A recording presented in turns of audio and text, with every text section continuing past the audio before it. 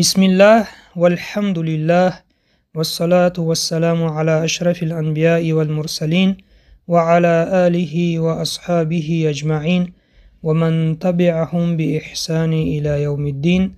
السلام علیکم و رحمت الله و برکاته. دوستان عزیز، ما درس تجوید را از کتاب تجوید نوین دوام می‌دهیم و درس امروزه ما ادغام متجانسین، ادغام حرف‌های به همدیگر مانند. حرف‌های متجانسین آن حرف‌هایی میباشند که در مخرج متفق شده و در صفت مختلفند، یعنی مخرج‌هاشان یک است و صفت‌هایشان گوناگون است. این حرف‌ها به سه گروه تقسیم می‌شوند. گروه یکم حرف‌های تا، تا و دل. ببینید دوستان، مخرج این حرف‌ها یک است. و دوم حرف‌های ظا، ث و ذل. اینها نیز دوستان مخرجشان یک است ولیکن صفت‌های گوناگون دارند. و سوم حرف ب و حرف میم، مخرجشان یک است ولیکن صفت‌های گوناگون دارند. تعریف ادغام متجانسین: اگر دو حرفی به همدیگر مانند که یکمش بی حرکت باشد و دویمش با حرکت روبرو آیند، حرف یکم به حرف دویم ادغام کرده می شود. مثال ها: قالت طائفه. ببینید دوستان، بعد از حرف تا حرف تا آمد. ما حرف تا را نمی خونیم، حرف تا را به حرف تا ادغام کرده می خونیم. قالت طائفه. اگر قالت طائفه خونیم خطا است. دوم عبدتم. ببینید دوستان، بعد از حرف دل حرف تا آمد. اگر عبدتم خونیم خطا است. مثال سوم الظلموا. حرف ذ را با ضا در آورده می خونیم. مثال چهارم یلحظ ذلک. حرف ث را به حرف ذ در آورده خوندیم.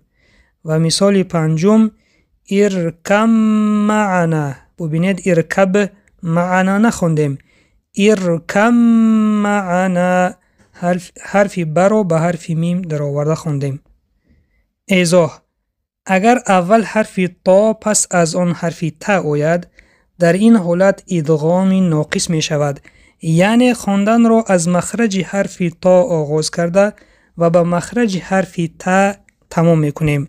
صفت اطباق حرف تا می ایستد ولی صفت قلقله آن باشد ناپدید می شود. مثال ها: ببینید دوستان، اول حرف تا آمد بعد حرف تا. مثال ها رو می خونیم. احطو، یعنی در وقت خواندن دوستان به مخرج حرف تا آغاز می کنیم احط و به مخرج حرف تا تمام می کنیم احطو. در اینجا نیز بسط. علامت های قرآنی ادغام متجانسین اینها می باشند. یکم حرف یکم ساکنش ظاهر نیست. دوم در ادغام کامل حرف دوم با تشدید می آید. در ادغام ناقص حرف یکم ساکنش ظاهر نیست و حرف دوم به تشدید می آید. ببینید دوستان، در اینجا حرف یکم به حرکت است و حرف دوم باشد با تشدید است. در اینجا ادغام کامل.